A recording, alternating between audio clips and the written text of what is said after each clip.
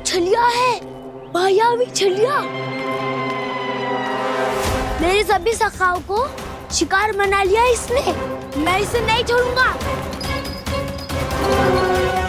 कान्हा, कान्हा,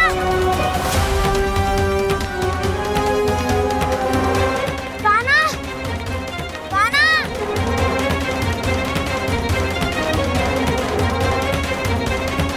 कान्हा, दाऊ,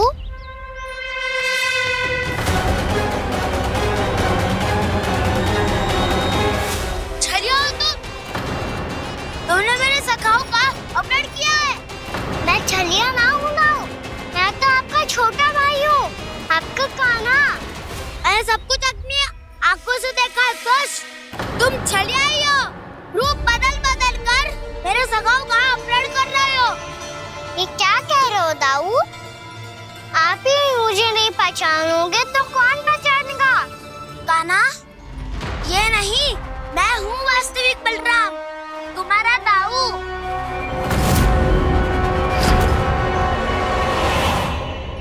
इसके बहकावे में मत आना कान्हा।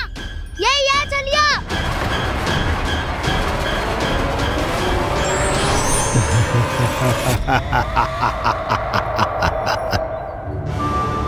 बुद्धिमान बालक, केवल तुमने ही पहली बार में माना है कि मैं ही वास्तविक छलिया हूँ। पर हम तुमसे भयभीत नहीं है दस। इसी क्षण हमारे सखाओं को मुक्त कर दो। अच्छा, यदि इतना ही क्रोध आ रहा है तो जाओ, छुड़ा लो अपने सखाओं को।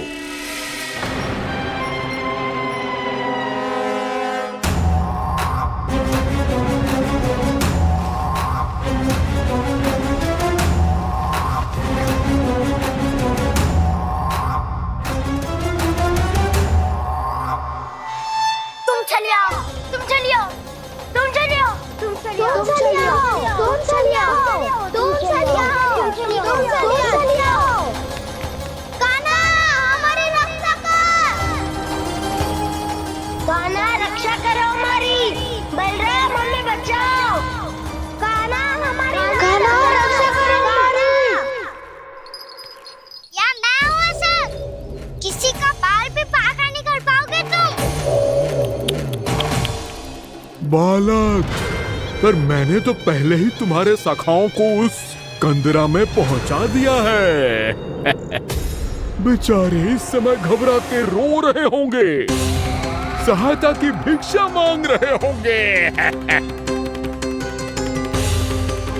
जानते हो तुम उन सबका अपहरण क्यों कर पाए? क्योंकि मैंने तुम्हें कर नहीं दिया, ताकि मुझे तुम्हारा सामना करने के लिए एकांत मिल सके। अच्छा। जाओ, आप जाके सखाओं को बचाओ। दुष्ट के लिए मैं पर्याप्त हूँ।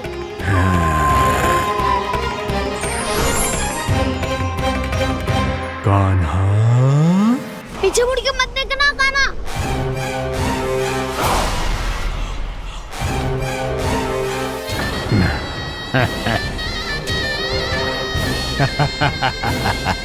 अपने सखाओं की तरह अब तुम भी फंस गए कृष्ण। अच्छी कलाकारी कर लेते हो मेरा सर।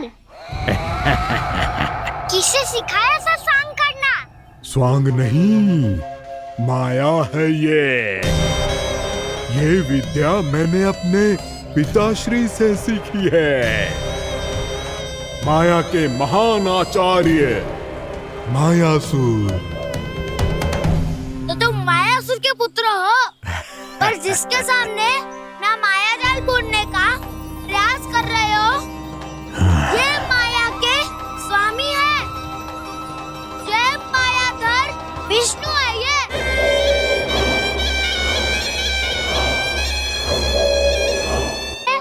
माया जाल बुनने का प्रयास कर रहे हो, ये माया के स्वामी है। ये मायाधर विष्णु है। ये अच्छा, तो होते रहे। मैं तो इनकी हत्या करने आया हूँ और हत्या करके ही जाऊंगा। दाऊ, आप सखाओं को बचाओ, मैं इनका सामना कर लूंगा। पर कान्हा, अभी आप ही ने तो कहा था माया का स्वामी हूँ मैं।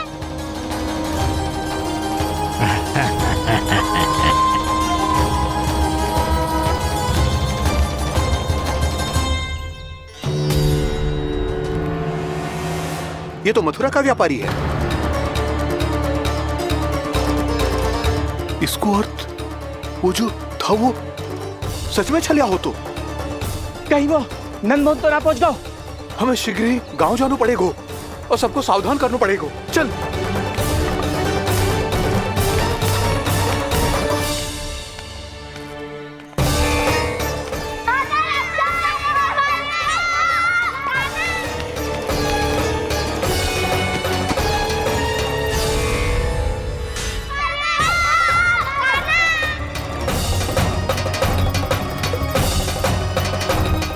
यदि तुम्हें लग रहा है कि मेरे छल के वार से बच गए हो तो मुझसे भी बच जाओगे।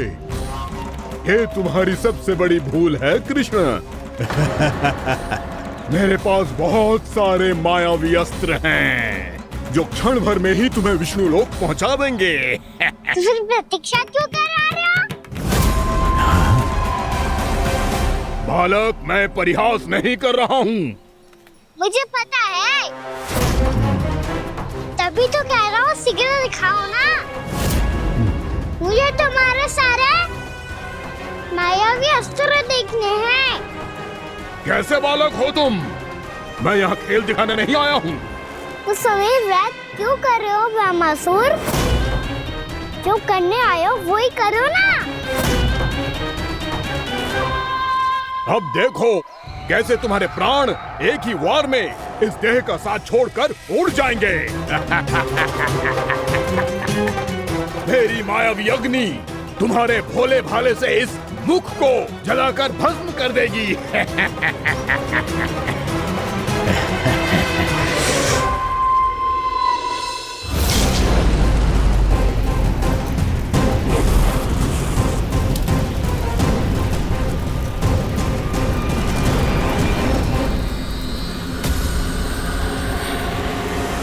कह रही हो ब्रह्मासुर?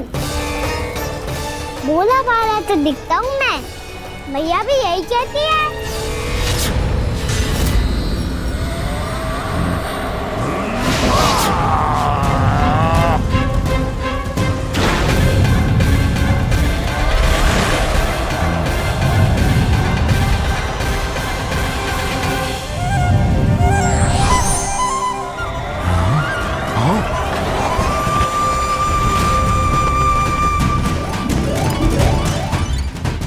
आसन को उपहार देने के लिए बहुत बहुत धन्यवाद ब्रह्मासुर। बहुत समय से खड़े खड़े थक गया था मैं।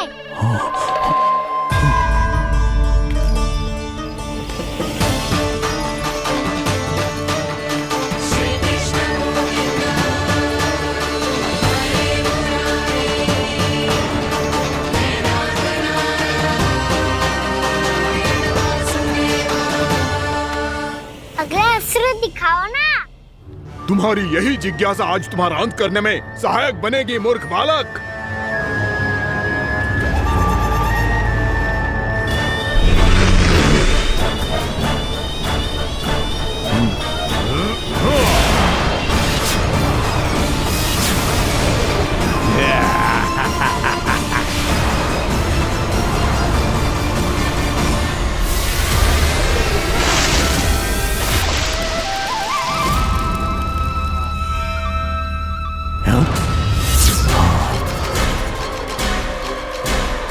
अच्छा, पर प्रक्षालन करना चाहती थे तो पहले क्यों नहीं बताया?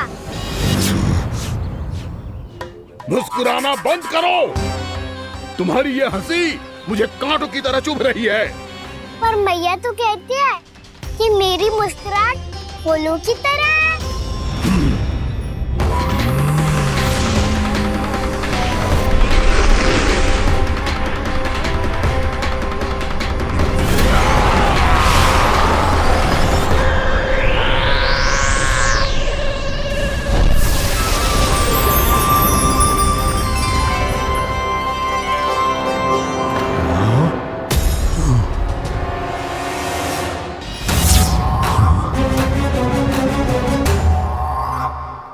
क्या ना मेरी मुस्कुराहट बिल्कुल इन्हीं फूलों की तरह है। और तुम कर क्या रहे हो मास्टर? कभी आसन दे रहे हो, कभी पद प्रक्षालन कर रहे हो और अब फूल भी चढ़ा दिया है। तुम मुझ पे वार करने आए हो कि पूजा करने? तुम्हारी पूजा तो मैं अब ऐसी करूंगा कि तुम मृत्यु के बाद भी मुझे भूल नहीं पाओगे बालक।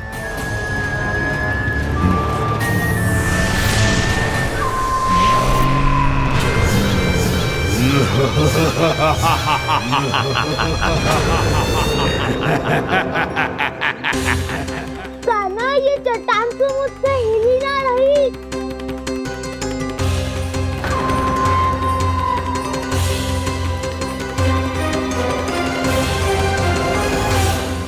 अभी कंदरा के अंदर कुछ क्षणों में ही प्राण वायु समाप्त हो जाएंगे। तुम्हारे सारे सखा एक एक कर अपने प्राण त्याग देंगे और तुम्हारा वध करूंगा मैं।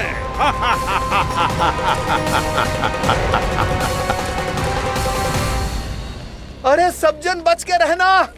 छलिया आया हुआ है वृंदावन में। अरे छलिया आ गया है। वृंदावन में मायावी छलिया। अरे क्या हुआ? कौन छलिया? मायावी छलिया सबको छलता है वो। हाँ, कुछ भी कर सके है वो। बहुत भयानक। अरे भानु, ठहर जरा, क्या हुआ? बहुत भयानक है वो।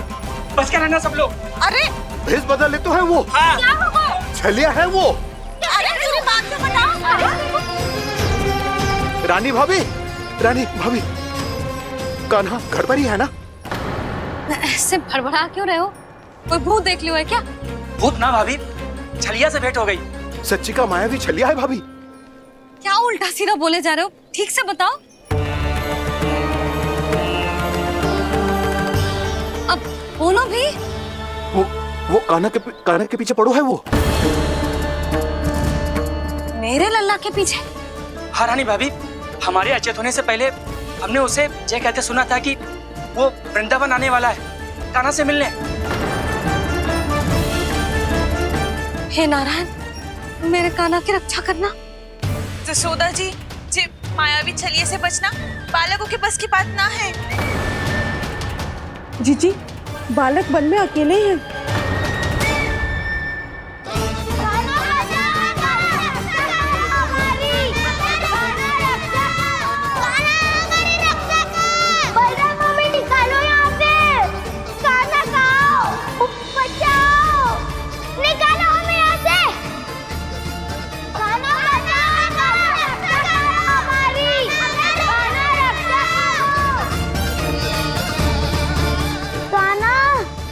चट्टान तो मुझसे हिल ही ना रही।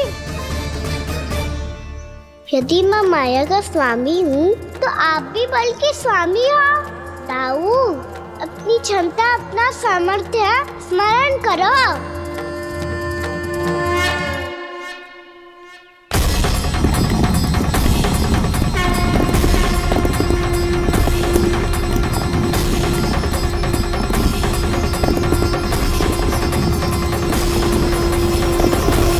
इससे पहले कि वो कंदरा का द्वार खोल के तुम्हारे सखाओं को बाहर निकाले, मैं तुम्हारे प्राण ले लूंगा कृष्ण।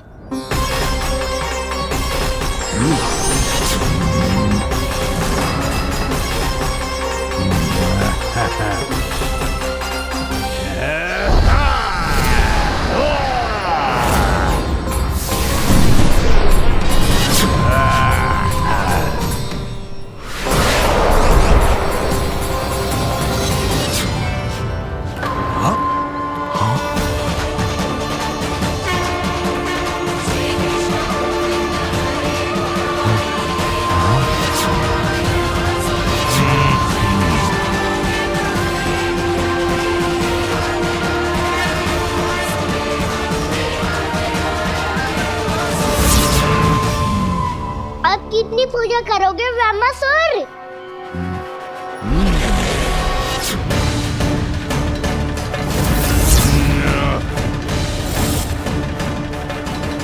प्रभु तो खेल खिला रहे हैं इससे, और ये खेले जा रहा है विवश होकर, उनकी माया से बाध्य होकर।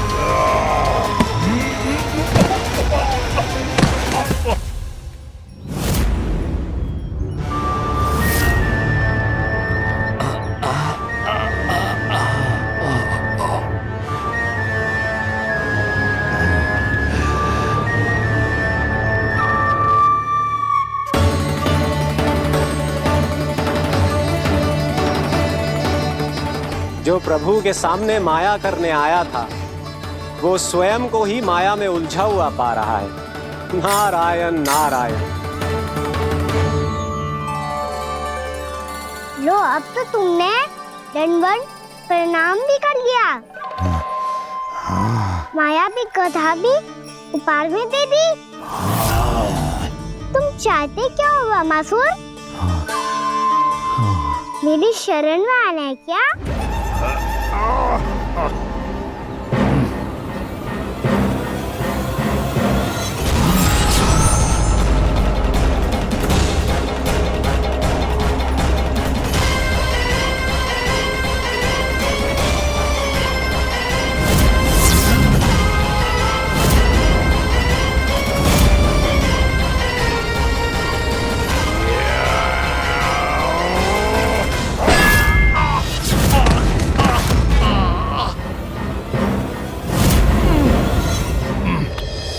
सोच विचार का समय ना है हमारे पास। अपने बालकों की रक्षा के लिए इसी क्षण हमें निकलना होगा। और वो छलिया किसी का भी रूप धारण कर सकते है। सुलक्षणा तेरा, शांति तेरा या मेरा, किसी का भी रूप धारण करके हमें भ्रमित कर सकते हो। इसीलिए हमें सतर्क रहना होगा। समझ आई? चलो।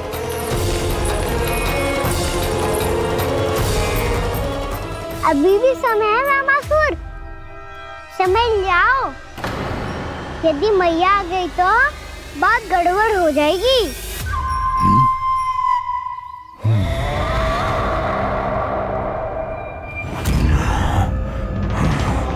मुझसे लूट का कोई लाभ नहीं होगा।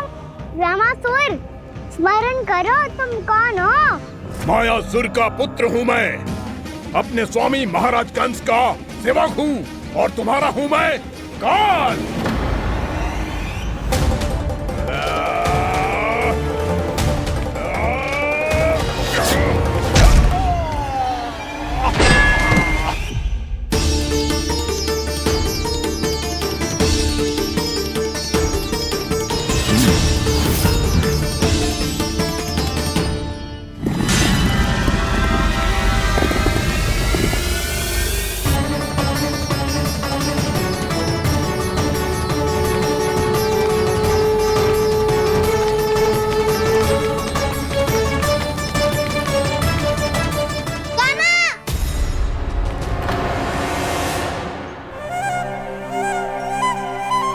बाबा कहते हैं दुष्टों को पहले बातों से समझाना चाहिए, फिर भी ना माने तो अस्त्र ना उठाना दृढ़ता होती है।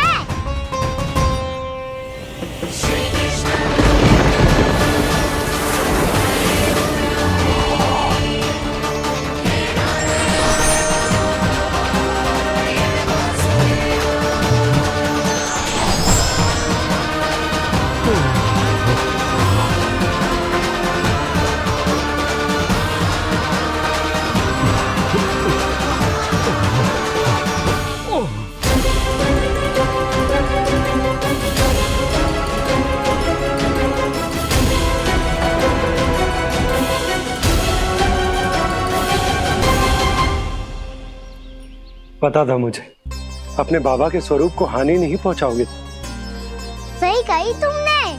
पिता की छवि ही पिता के समान भी आनंदीय होती है। वामासुर, वामासुर। ये मैं अपने वास्तविक रूप में कैसे आ गया?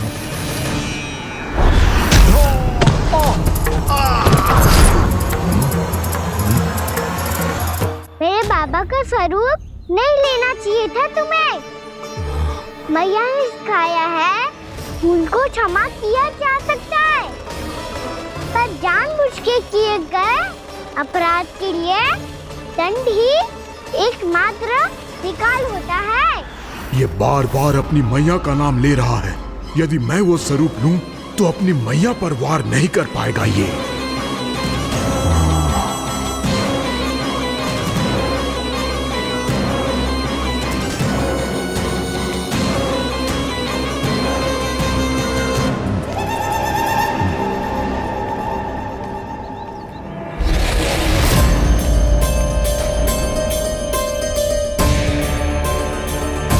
लल्ला,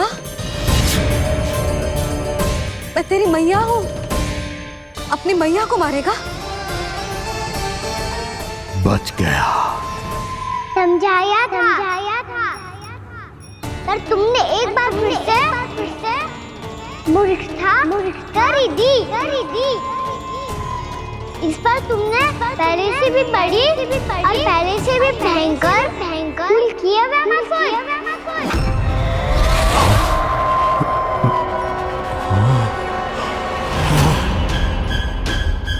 ये क्या हो रहा है मुझे? बार बार मेरा रूप क्यों बदल रहा है? ममता को समझे बिना अधिक समय तक मैया का स्वरूप हरण करके नहीं रख पाओगे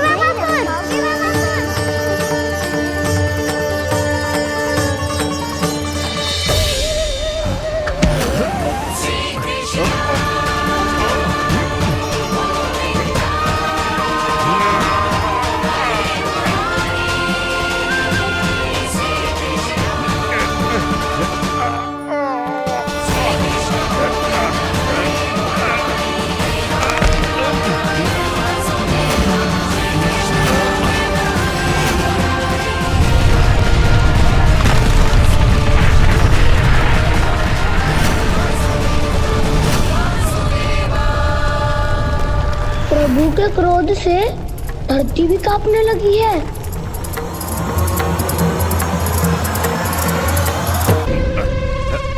पुत्र को मारने के उद्देश्य से एक मां का रूप लिया तुमने। ये ममता का और मेरी मैया का घोर अपमान है रामासुर।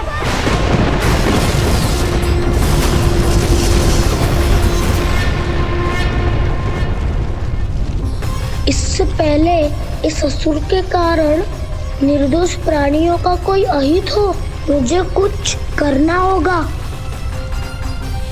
यदि मैं माया का स्वामी हूँ तो आप भी बल के स्वामी हो। दाऊ, अपनी क्षमता अपना सामर्थ्य स्मरण करो।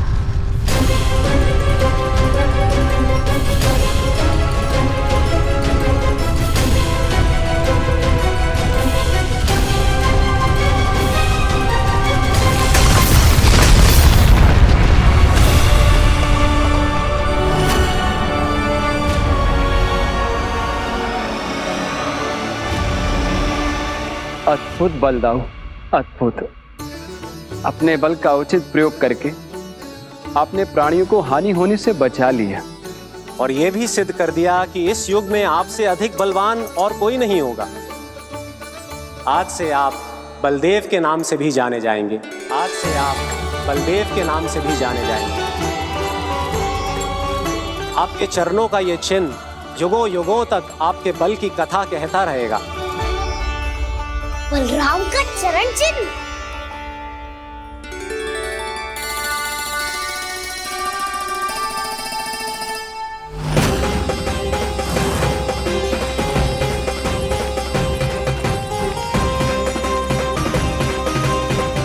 मेरी माया से आज तक कोई नहीं बच पाया है।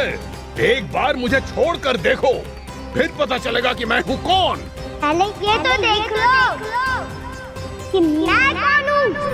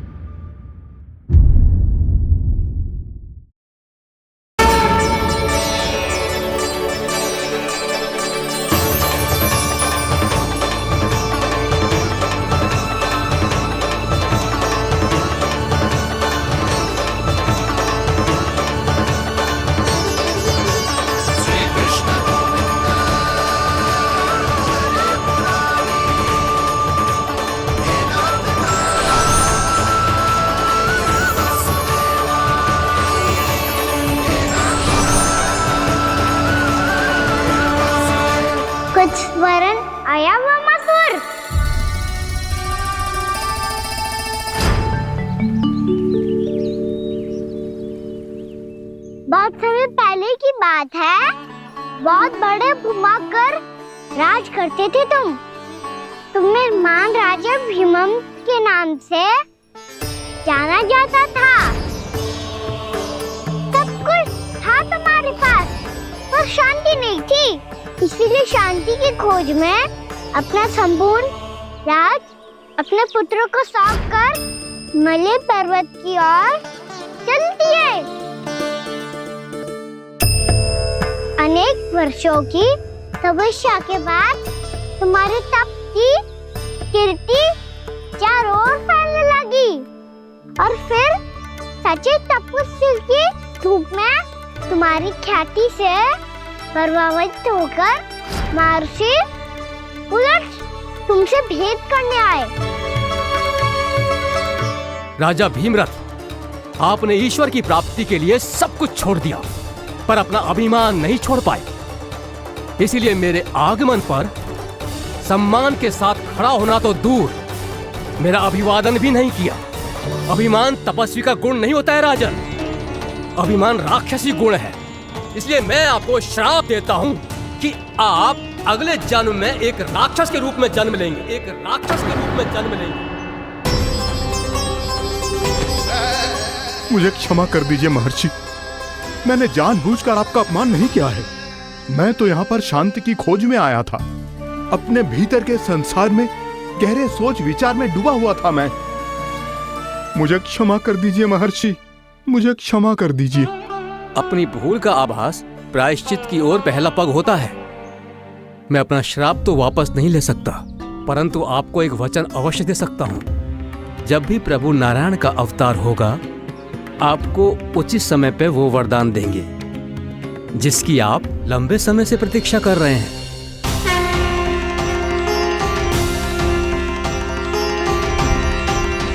प्रभु, आपने मेरी आंखें खोल दी। अब मुझे पता चल गया है कि आप कौन हैं और मैं कौन हूँ। इसलिए आप मुझ पर कृपा करके अपने चरणों में स्थान दे दीजिए।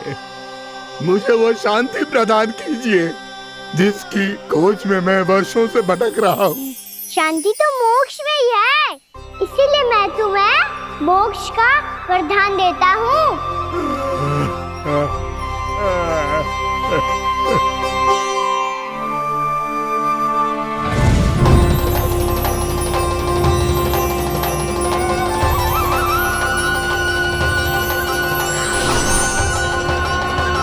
प्रभु की ये लीला सदैव स्मरण रखी जाएगी।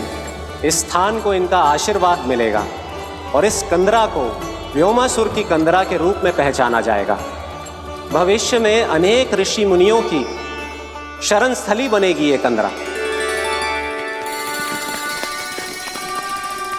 दीदी, ये कोई साधारण बालक ना है। ऐसा चमत्कार कोई साधारण बालक थोड़ी ना कर सकते हो। तुम सत्य कह रहे थे बलराम, गाना सच्चे में भगवान ही है। तभी तो सब देवता इसे बसाने और इसकी ओर से युद्ध करने आते हैं। तुम सब ऐसे आंखें फाड़ के क्यों देख रहे हो मुझे?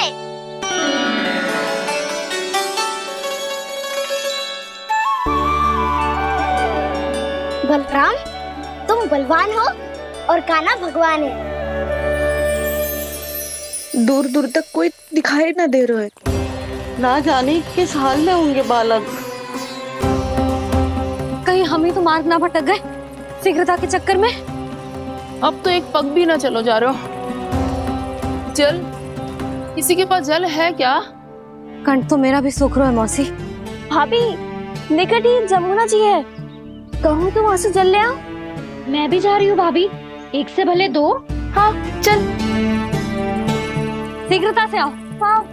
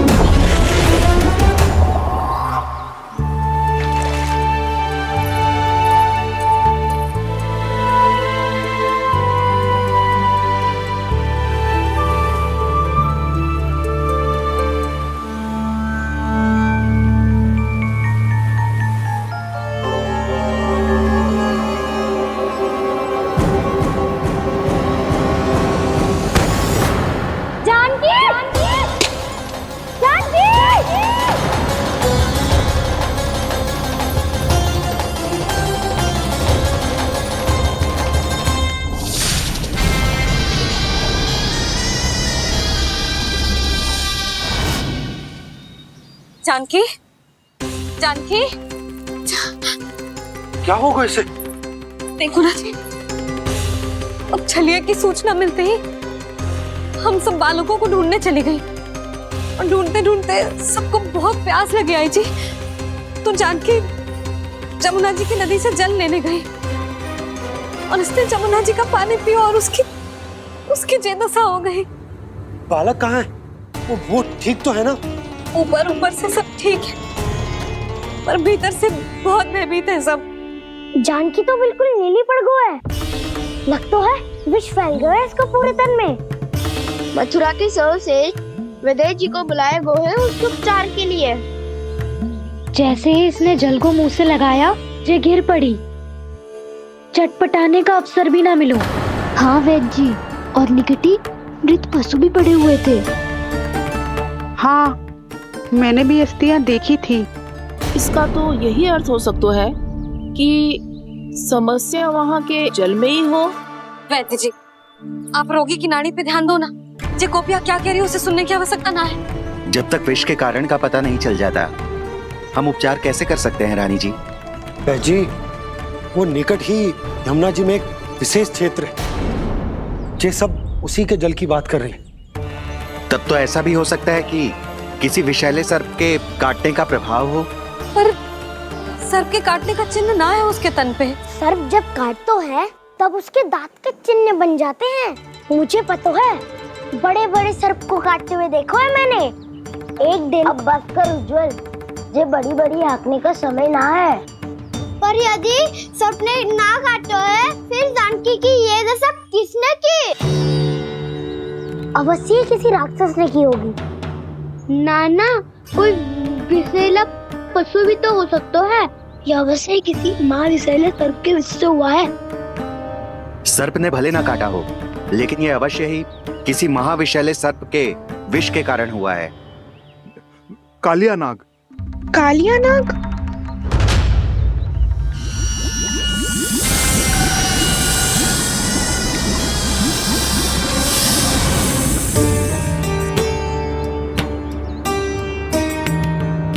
संकेतों से तो ऐसा लगता है कि जानकी ने कालिया नाग के क्षेत्र के विशाल जल पी लियो है। कालिया नाग एक लोक श्रुति है, कल्पना में गढ़ी हुई एक कथा, और कछु ना है। हमें जाके पता लगाना पड़ेगा। पर हमें वहां जाने से मना किया है ना बड़ों ने। उज्जवल सही कह रहे हो है, इस समय जानकी के स्वार्थ से अधिक महत्वपूर्ण और कछु ना है। जानकी हमारे लिए ही जलाने गई थी जी, ना मैं उसे जाने देती ना जैसा वो। तो वैद्य जी, आप शीघ्र कछु करो, कैसे भी कछु भी करो, पर इसके प्राण बचा लो। यशोदा, धैर्य रखो, श्री नारायण पर विश्वास रखो, वो सब ठीक करते हैं।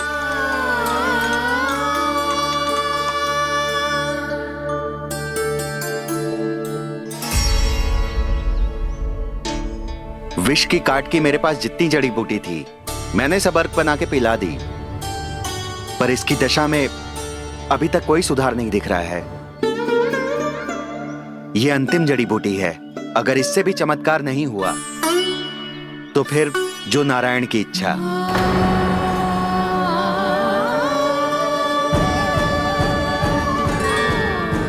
पर कोई तो उपाय होगा जानकी को बचाने का।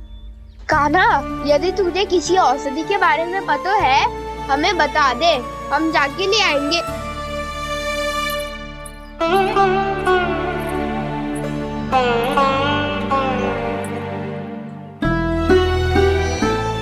हे नारायण, हे प्रभु, मेरी जानकी के प्राण बचा ले प्रभु।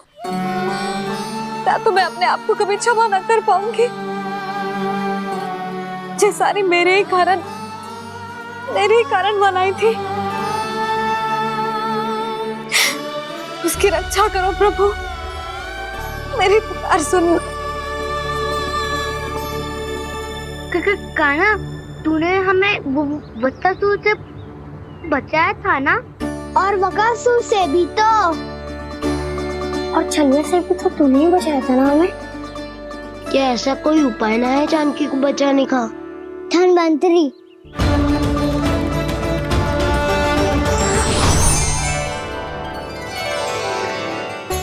मैं आ गया हूं प्रभु, चिंता मत कीजिए, आपके आदेश का पालन अवश्य होगा। यशोदा मैया,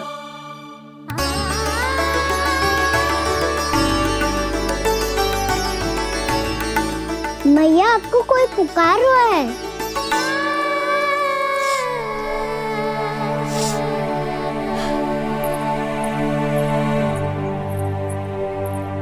चिंता मत करो मैया, अब धनवंतरी जी आ गए हैं, वो सब संभाल लेंगे। धनवंतरी जी कौन है? जिन्होंने संसार का आयुर्वेद दिया, आरोग्य के देवता, वे श्री नारायण के अवतार।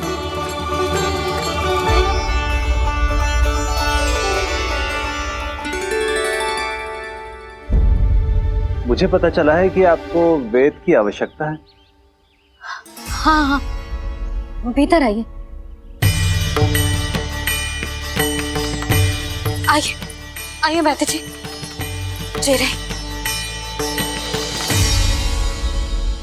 मथुरा का सर्वश्रेष्ठ वैद्य अर्थात मैं यहाँ आ चुका हूँ और रोगी को जितनी औषधि की आवश्यकता थी सब दे चुका हूँ।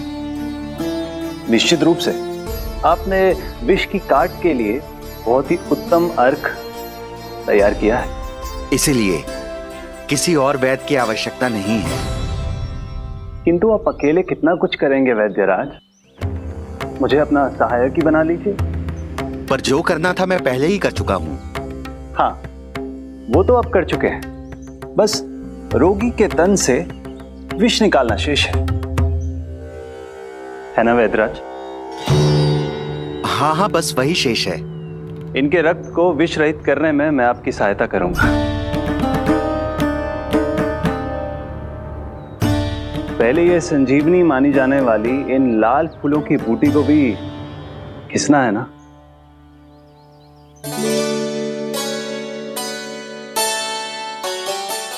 हाँ हाँ, तुम सही कह रहे हो, इसे अच्छे से घिसो।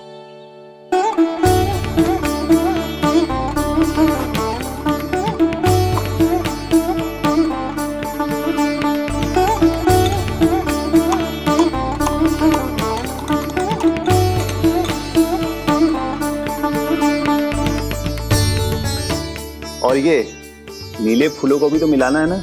हाँ हाँ, अच्छे सहायक बन सकते हो तुम, ऐसे ही श्रम करते रहो।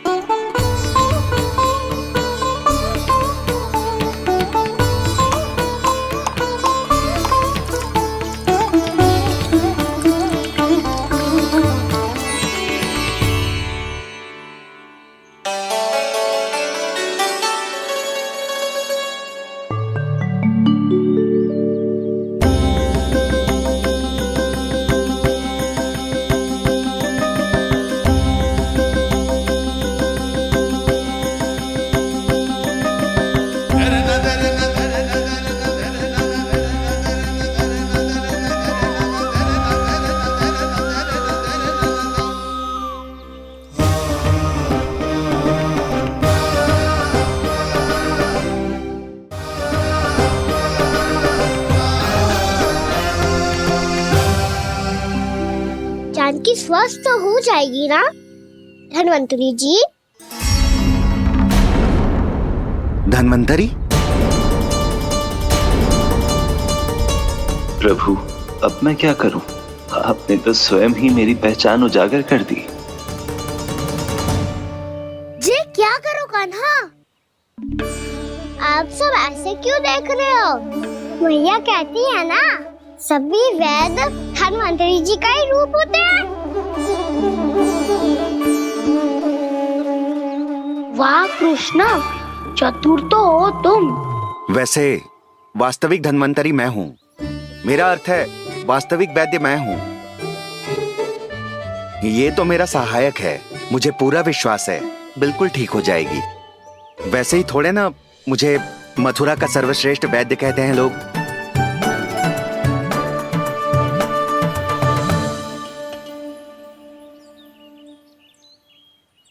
जसोदा भाभी, जसोदा जी, जानकी को चेतना आ गई। जानकी, जानकी, जानकी, तू ठीक है ना? क्षमा करना भाभी, मैं आपके लिए जल ना ला पाई। बस बहुत भूख लगी है। मैं अभी कछु लाती हूँ। जानकी, माखन खाओगी?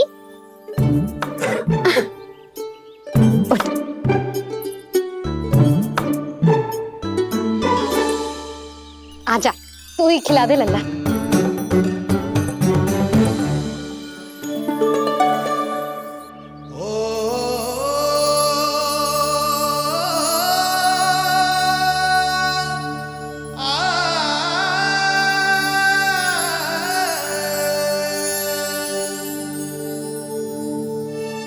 तुम सब मेरे लल्ला को माखन चोर कहती हो ना? आज देखो, अपना ही माखन जानकी को खिला रहे है।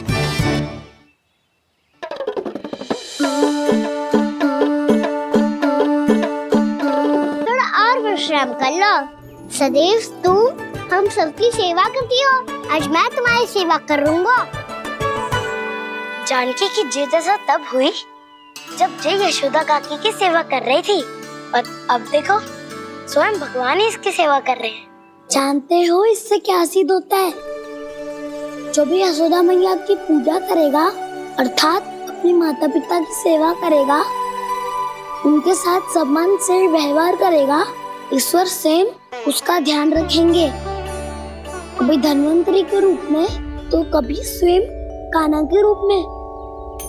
भक्त और भगवान का देखो कैसा ये अनुराग,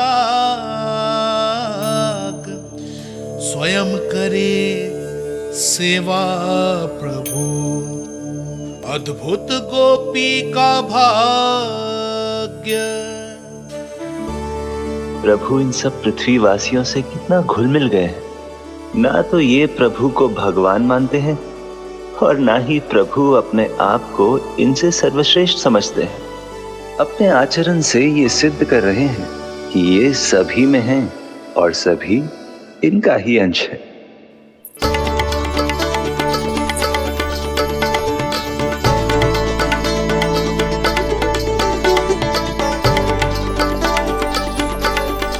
प्रभु, अब मुझे जाने की आज्ञा दीजिए।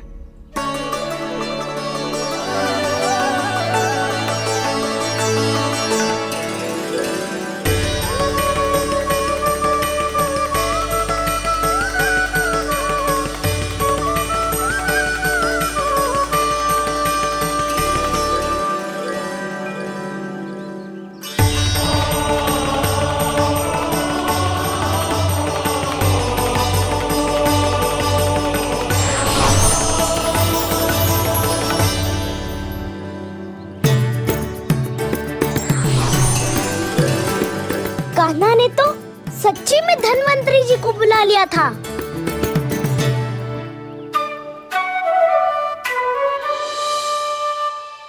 जब से कान्हा का जन्म हुआ है ना, मैं तब से देख रही हूँ, तब से हम पे कोई भी संकट आती है ना, तो अचानक से कोई अपरिचित हमारी सहायता करने आ जाता है, और जाते समय कान्हा की आज्ञा लेके जाते है, और कभी कभी तो इसे प्रभु बोल के जाते है। बाबा संभालो।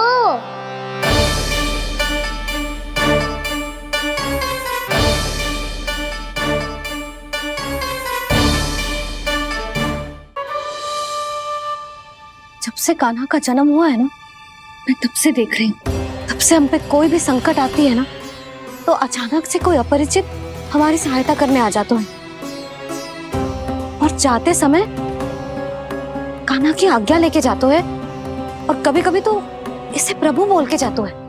बाबा संभालो। यशोदा, इस जानकी को चढ़ो है और विचित्र विचार तुम्हारे मन में है। अरे सब जानते हैं कि हमारा परिवार राजसी, तुम्हें पता ना चलता होगा, पर हमारे कान्हा को सब राजकुमार ही समझते हैं देखकर। इसीलिए उसे सम्मान देने के लिए सब ऐसा ही करते हैं, और कोई बात ना है।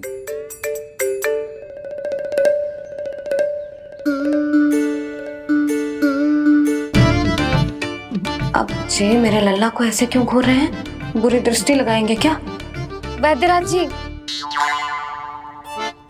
आपके सहायक तो गए, अब आप यहाँ क्यों? वो क्या है ना, मैं अपने रोगी का निरीक्षण करके पूरी तरह से संतुष्ट होकर ही जाता हूँ।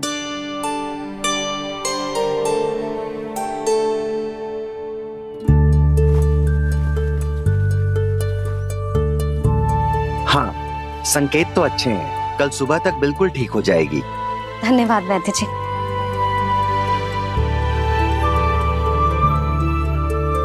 बस तो फिर हम कल पकड़न पकड़ाई खेलेंगे जानकी।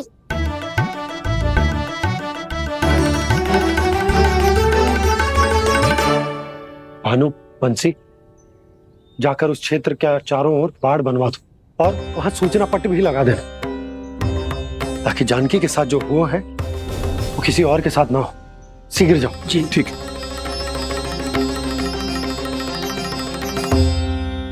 बाड़ और सूचना पट लगवाने से समस्या का समाधान नहीं होगा बाबा। निर्दोष पशु सूचना पट देखकर भी कुछ समझ नहीं पाएंगे।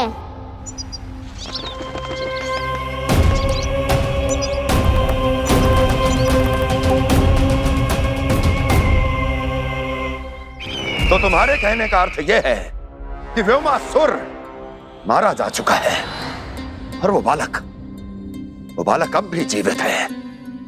हाँ महाराज, मैंने गोप बालकों को कहते सुना था कि कृष्ण ने छलिया को मोक्ष दे दिया है, पर वृंदावन सुरक्षित नहीं है महाराज। वो एक बहुत बड़ी समस्या से जूझ रहे हैं। कैसी समस्या? गांव के निकट क्षेत्र में किसी विषैले सर्प का निवास है। उसके विष का प्रभाव इतना भयानक है महाराज, जैसे विष ना हो, स्वयं हलाहल हो। मेरी कोई भी औषधि रोगी का उपचार नहीं कर पा रही थी। निकट के क्षेत्र में कहां है वो सर्प? गोप मानते हैं कि वो सर्प गांव के निकट यमुना नदी के जल में रहता है। मुझे तो लगता है महाराज, ये कालिया नाग की कथा कोई किंवदंती या लोक श्रुति नहीं, एक सच्चाई है, एक विषैली सच्चाई।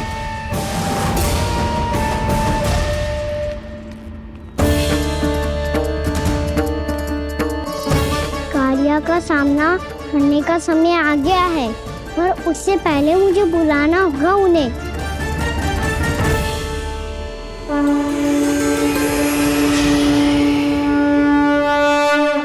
संसार के दारुण भय का नाश करने वाले, सभी कष्टों का हरण करने वाले, विश्व का समस्त ऐश्वर्य प्रदान करने वाले, कमल जैसे लोचन, मुख और चरणों वाले आजानुभुज श्री राम को मैं बार बार नमस्कार करता हूँ। आपदामपहर्तारम दातारम सर्व संपदाम लोकाभिरामम श्री रामम भूयो भूयो नमाम्यहम्। कागभूसोंडी कागभूसोंडी कागभूसोंडी। प्रभु क्षमा करें, मुझे जाना होगा।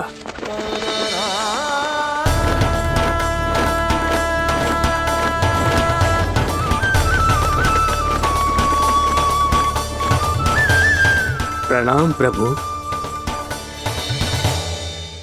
अनेक बार मैं आपके दर्शनों के लिए आया प्रभु। कभी नंद भवन के झरोखों से आपके दर्शन करके चला जाता था, तो कभी दूर किसी वृक्ष की आड़ से आपको निहार लिया करता था। आज आपने स्वयं मुझे बुलाकर धन्य कर दिया प्रभु।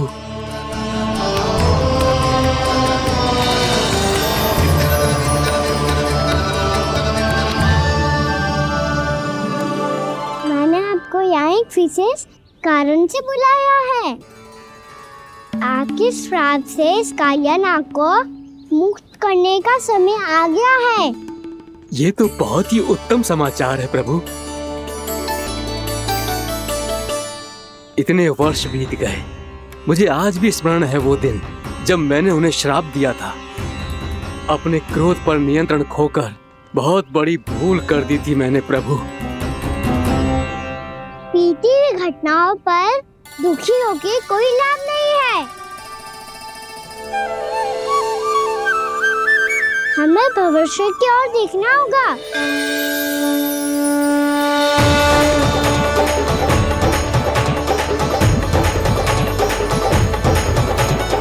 आदेश कीजिए प्रभु, क्या आज्ञा है आपकी? जब मैं कालिया नाग का सामना करने जाऊं, तो आप यहीं रहेगा। आपको अपने आप पता चल जाएगा कि कब क्या करना है। और हाँ, लौटते जाते समय नारद मुनि से कहिएगा, वो आकर मुझसे भेंट करे। अवश्य प्रभु, प्रणाम। क्या इसने सच्ची में देवर्षि नारद को बुलाया है? नारायण नारायण, आपको संदेश भेजने की आवश्यकता नहीं थी। आप स्मरण करते और मैं चला आता। तुम्हारा कल्याण हो नारद।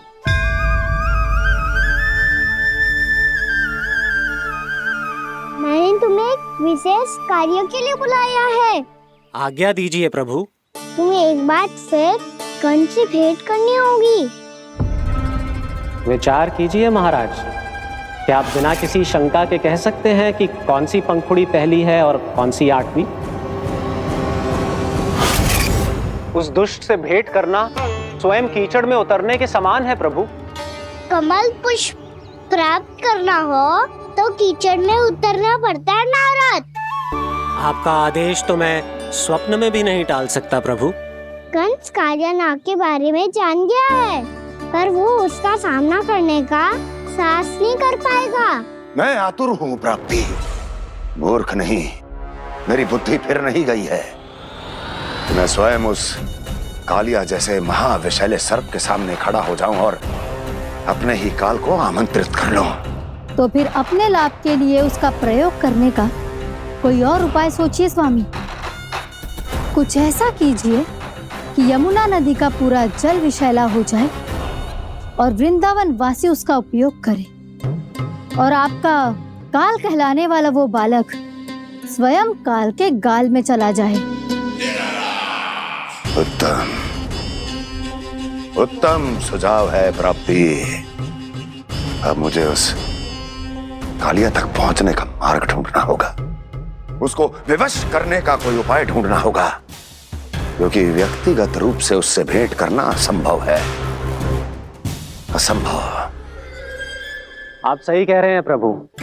कंस में उतना सामर्थ्य नहीं कि वो कालिया नाग का सामना स्वयं कर सके। वैसे तो कालिया गरुड़ देव का भी सम्मान नहीं करता, तो फिर वो कंस का सम्मान क्यों करेगा भला?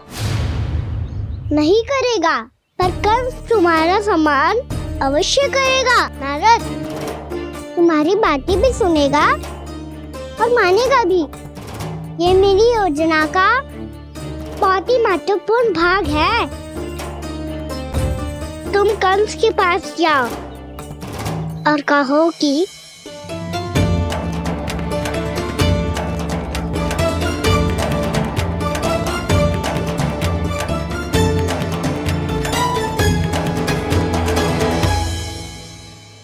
संतान अपने माता पिता को तीर्थ का सौभाग्य दिलाती, पर मेरा लल्ला कितना महान कि उसने हमारे घर को ही तीर्थ बना दिया। ऐसा तीर्थ जहां मेरी आंखों के सामने भक्त और भगवान का मिलन हो रहा है। जो आज्ञा प्रभु।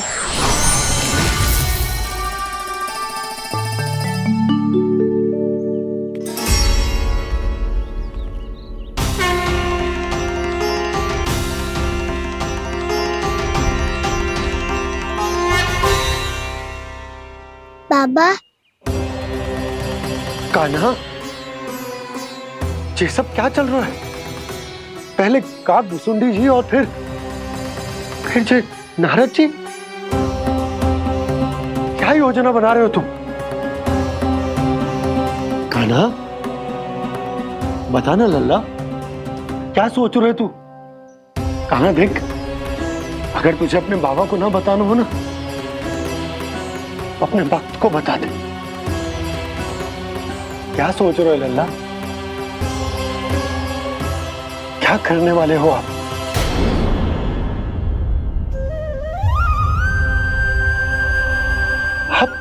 आप इतने दुखी क्यों हो? कान्हा, कान्हा, क्या होगा? क्योंकि मुझे आभास हो गया है बाबा, समय आने वाला है। कौन सा समय आने वाला है लल्ला? शीघ्र ही सब कुछ बदलने वाला है। भैया को मेरा सत्य पता चल जाएगा बाबा।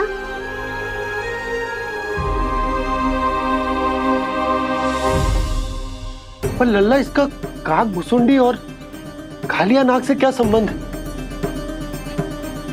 ऐसा क्या हुआ था और क्या होने वाला है?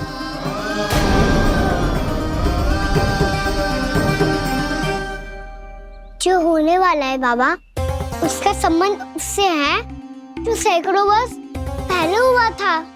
महर्षि भृगु के एक वंशज थे, वेदशिरा मुनि, जो विंध्याचल की पहाड़ियों में साधना कर रहे थे। तभी वहाँ अश्वशिरा नाम के एक दूसरे मुनि आमंत्रण के बिना ही आ गए। कितना सुंदर और शांतिपूर्ण आश्रम है। यहाँ प्रभु की साधना करने में बहुत आनंद आएगा। शीघ्र ही अश्वशिरा मुनि उपस्थिति के कारण होने वाले व्यवधान से बाध्य होकर वेदशिरा मुनि ने अपनी आंखें खोली। कौन हो तुम और यहाँ क्या कर रहे हो? आपके आश्रम में बहुत शांति है मुनिवर। साधना करने के लिए बहुत ही उत्तम स्थान है ये। मैं चाहता हूँ कि मैं भी यहाँ। आप यहाँ साधना करना चाहते हैं, लेकिन इतना भी नहीं जानते कि किसी के आश्रम में प्रवेश करने से पहले उसकी आज्ञा लेनी चाहिए। आप ये भी नहीं जानते कि यदि कोई यज्ञ कर रहा हो तो बिना अनुमति के वहाँ प्रवेश करने से उसकी यज्ञ साधना भंग हो सकती है। आप क्या साधना करेंगे मुनि? आप तो साधना के योग्य ही नहीं हैं। इतना अपमान! एक मुनि के मुख से इतने कड़वे शब्द शोभा नहीं देते। मैं तुम्हें श्राप देता हूँ, जितनी विषैली तुम्हारी जिह्वा है उतने ही विषैले सर्प बन जाओ तुम। और ऐसा सर्प जो सांस भी ले तो निकट का वातावरण दूषित हो जाए। तुम्हारे इस दुस्साहस के लिए मैं तुम्हें श्राप देता हूँ कि तुम अभी इसी क्षण कौवा बन जाओ, और ऐसा कौवा जो कांव कांव करके अनर्गल प्रलाप करता रहे।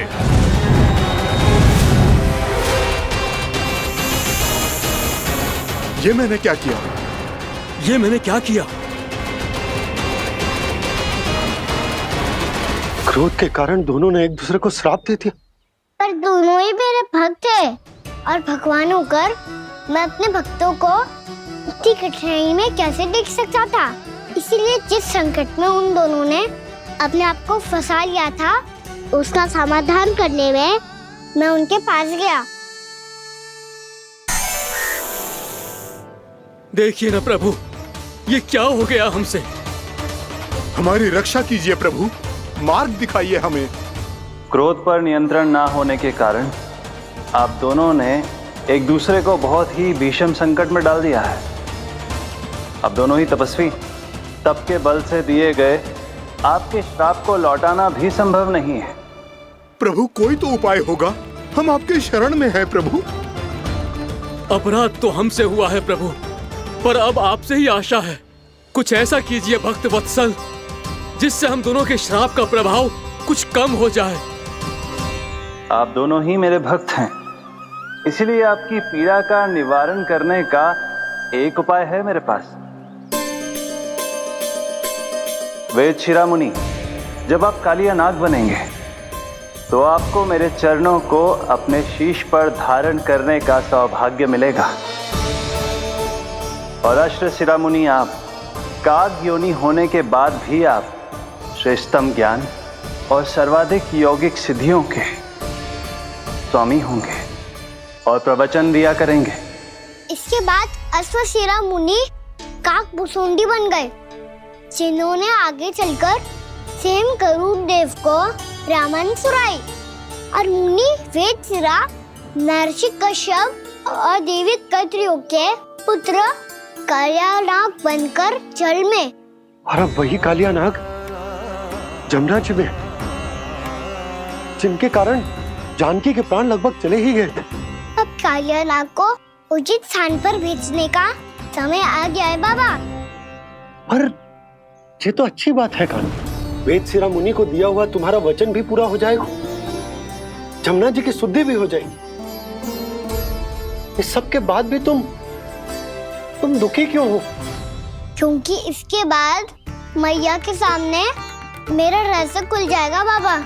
उन्हें पता चल जाएगा कि उनका बालक कोई साधारण बालक ना है। भविष्य में जो होने वाला है उसे सबके सामने घटने से रोकना मेरे लिए भी संभव ना होगा।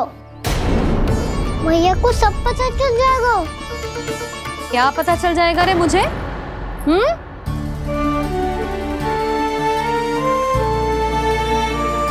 यही कि सबसे अधिक प्रेम मैं आपसे ही करता हूँ। अब बस भी कर, चलो भोजन के लिए बुलाने आई थी तुम दोनों को। भूखा थोड़े ना रहने दूंगी अपने लल्ला को, मेरा लल्ला दुर्बल हो जाएगा ना। आप खिलाओगे तो ही खाऊंगा। हाँ ठीक है, मैं ही खिलाऊंगी। अब चल, आओ जी चल।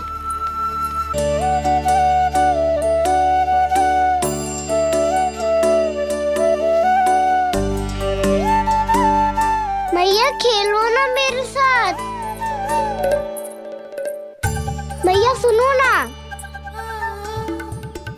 मेरी बात ना मानोगी? अभी बहुत कार्य पड़े लल्ला, देख जानकी को औषधि भी देने जानो है ना। औषधि मैं दे दूंगा, फिर तो खेलोगी ना आप मेरे साथ। पिछले कुछ दिनों से अपनी मैया का अधिक से अधिक प्रेम पाने का प्रयास करो है कान्हा। इसका तो एक ही अर्थ हो सकता कि कछु बहुत बड़ो होने वालों है। कान्हा रुक जा लल्ला। कान्हा क्यों तंग कर रहा है? मैया को पहन लेना। कान्हा, कान्हा, ये क्या करो तूने?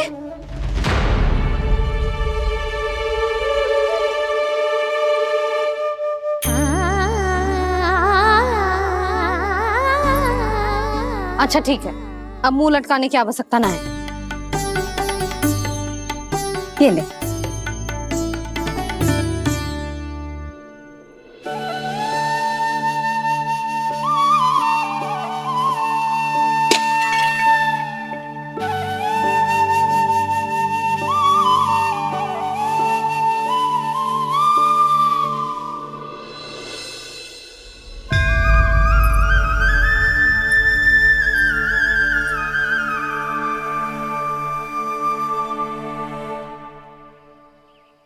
तंग करे मैया को खिजाए, खेले रूठे मनाए, लीला अनोखी करके शरारत, कान्हा दंड भी पाए।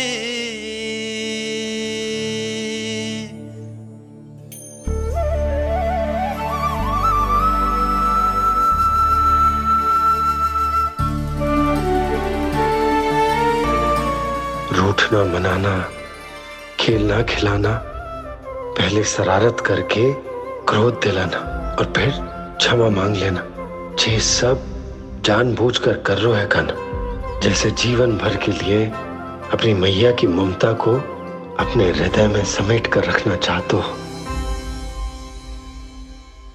कैसे कैसे करूं उस कालिया से मित्रता, कैसे करूं उसका उपयोग?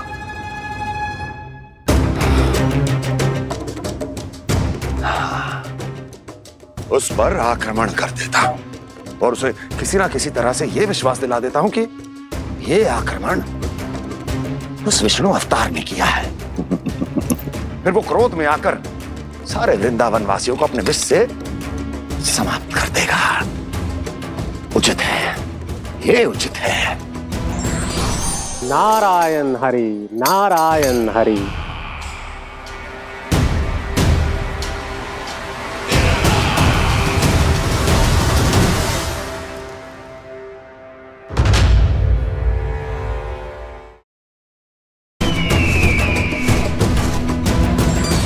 नारायण हरि, नारायण हरि।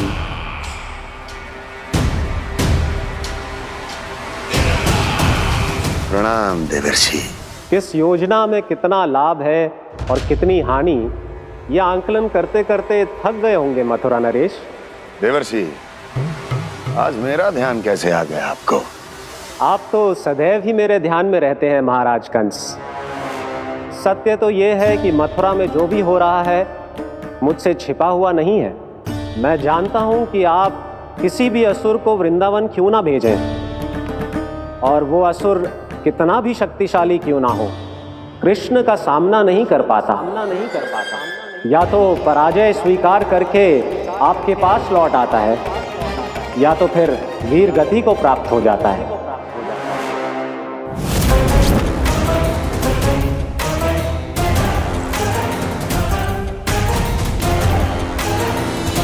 वाह, मुझे मेरी असफलताएं स्मरण कराने आए हैं, मेरे घाव को खुरेदने आए हैं, उन पे नमक छिड़कने आए हैं। मित्र को शत्रु समझने की भूल मत कीजिए महाराज कंस। मैं तो आपकी सहायता करने आया हूं। हाँ, और मेरी सहायता। कृष्ण विष्णु अवतार है, आप विष्णु के भक्त हैं। मैं हूं विष्णु द्रोही, फिर भी तो आपके आराध्य को हानि पहुंचाना चाहता है, उसकी सहायता करना चाहते हैं आप। क्या आप निश्चित रूप से कह सकते हैं कि आप ब्रह्मांड के सभी नियमों को अच्छी तरह समझते हैं? अवश्य।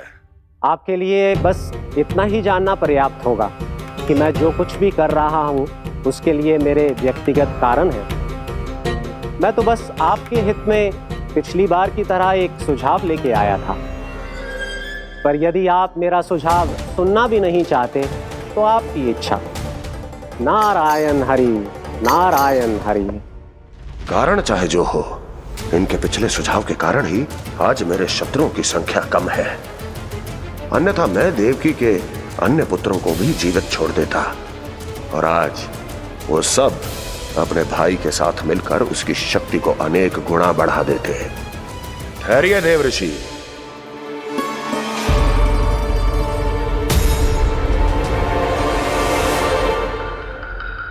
बताइए, क्या सुझाव है आपके पास? मेरे सुझाव का नाम है कालिया नाग।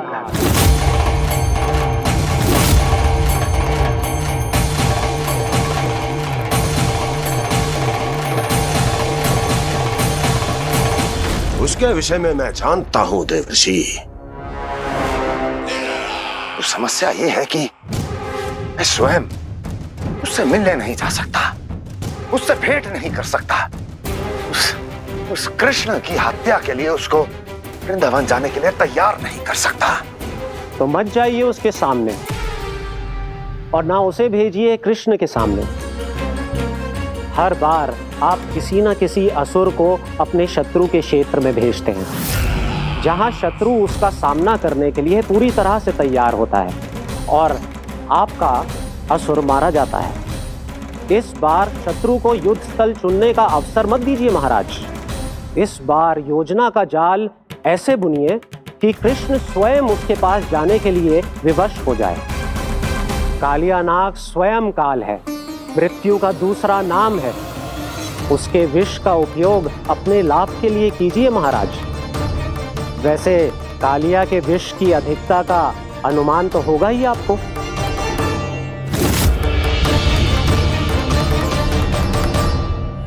एक बार जो उसके क्षेत्र में पहुंच गया, फिर उसके विष से बचना असंभव है। उचित सुझाव है देवर्षि, उचित सुझाव है।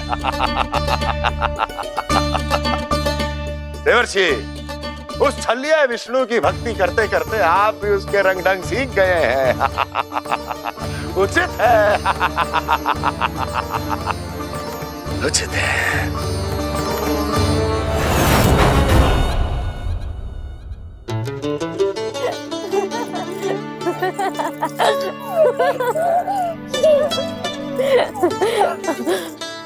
बस बस बहुत आनंद ले लियो लल्ला। बस अब दूध पी ले। ठहर ठहर, गर्म है। जी ले ले।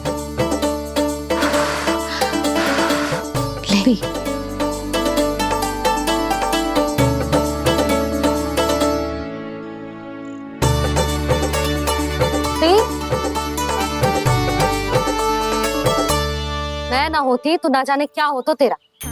अपने आप दूध भी ना पी सकते है, भावला कहीं का। आपकी इस प्रेम के लिए तो मैं धरती पे आया हूँ मैया। मैं भी यही सोच रहा हूँ यशोदा कि तुम ना होती तो मेरा क्या होता। इसी बात पे थोड़ा दूध और कजू खाने को दे दो। अरे मैं तो भूल ही गई। तनिक ठहर जाओ जी दूध पी लेना तो आपके लिए भी कछु ले आती।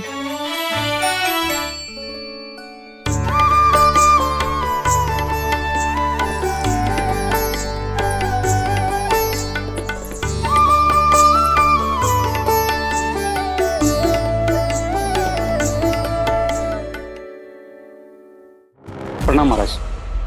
आपकी आज्ञा के अनुसार बिल्कुल वैसा ही पत्र तैयार किया है जैसा आप चाहते थे।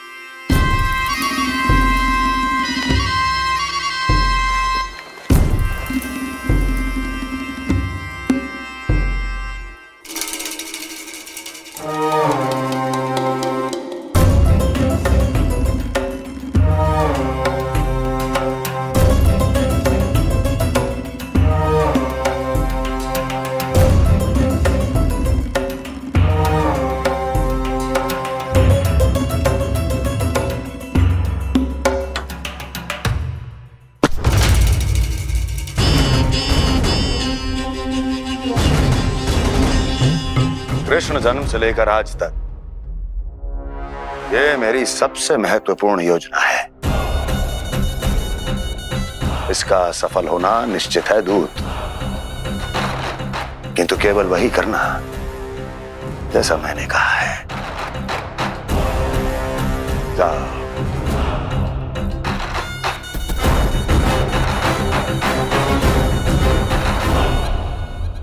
कान्हा,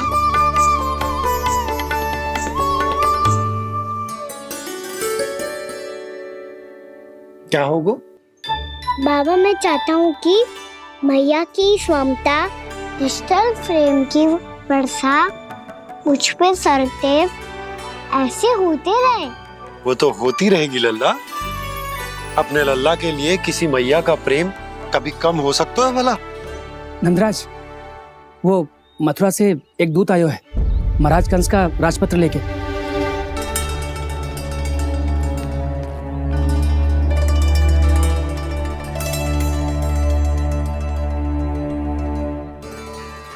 कान्हा अब क्या करने वाला है? तेरे बाबा कहाँ गए? हाँ?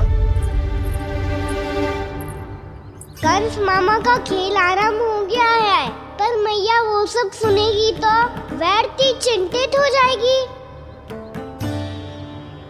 बस थोड़ा बाहर गया मैया, कछु खाइए से। बाहर इस समय? मैया क्या होगा? मैया देखो ना, पीठ पे कुछ हो रहा है। मेरा हाथ ना पकड़ो, आप करो ना।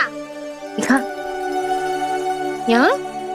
क्षमा करना मैया, पर अभी बाबा को ही संभालने दो ये सब।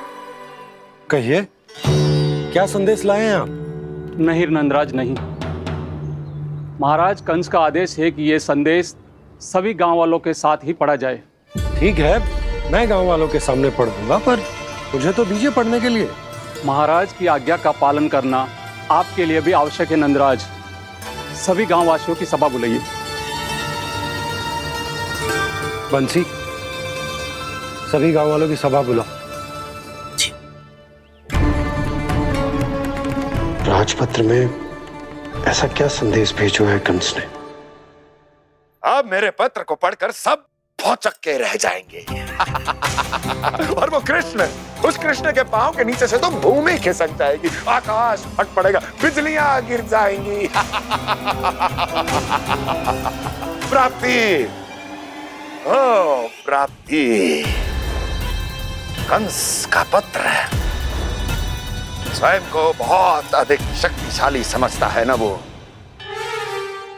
अब देखता हूं कैसे वो इस महासंकट का सामना करता है। वो कृष्ण, वो अपनी मृत्यु स्वयं चुनेगा या मृत्यु की वेदी पर चढ़ा देगा प्रिय वृंदावन वासियों को।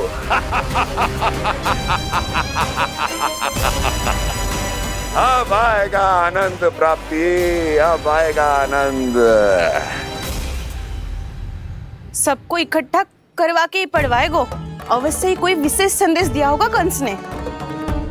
मैं भी यही सोच रही हूँ सुलक्षणा जी, कछु ना कछु तो विशेष है, पर जे हो क्या सकता है?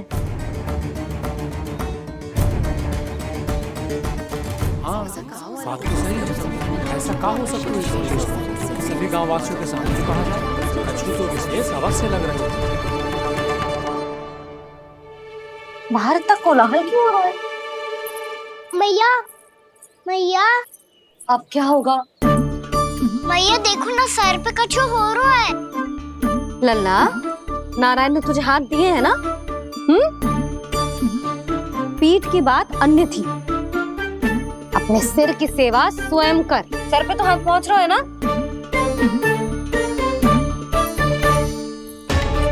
मैया सुनो ना, मैया देखो ना, तीव्र कर कछु हो रहा है। मैया देखो ना, तीव्र कछु हो रहा है।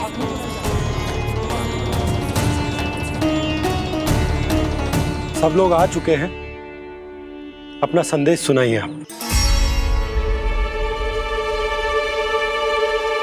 गोपराज नंद और सभी वृंदावन वासियों को सूचित किया जाता है कि मथुरा अधिपति और आप सभी के महाराज कंस ने कल सुबह भव्य पूजा का आयोजन किया है। इसके लिए राज्य को वृंदावन के क्षेत्र के निकट यमुना नदी के मध्य में खिलने वाले 1 कोटि कमल के पुष्पों की आवश्यकता है। इसीलिए आप सभी को यह आदेश दिया जाता है कि ये सभी कमल के पुष्प प्रथम पहर से पहले राजसभा में पहुंचा दिए जाए। इतने सारे पुष्प, वो भी प्रथम पहर से पहले कैसे हो सकते हैं? यदि आप ऐसा करने में असफल रहे तो इसे राज आज्ञा का उल्लंघन माना जाएगा और राजद्रोह के आरोप में आप सभी को कड़े से कड़ा दंड दिया जाएगा। स्मरण रहे, यदि कल की पूजा में इन 1 कोटि कमल के पुष्पों का ना पहुंचने के कारण कोई व्यवधान आया तो समस्त वृंदावन वासियों को दोषी माना जाएगा और पूरे गांव को निवासियों सहित धूल में मिला दिया जाएगा। कल प्रथम पहर तक का ही समय है आप सबके पास।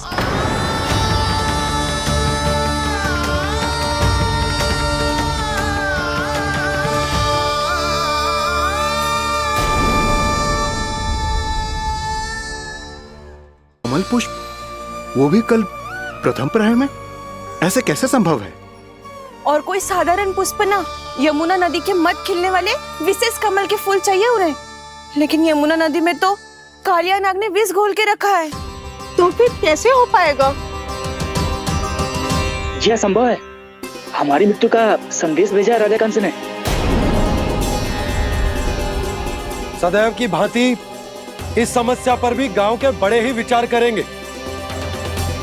बालकों का यहाँ होना उचित ना है।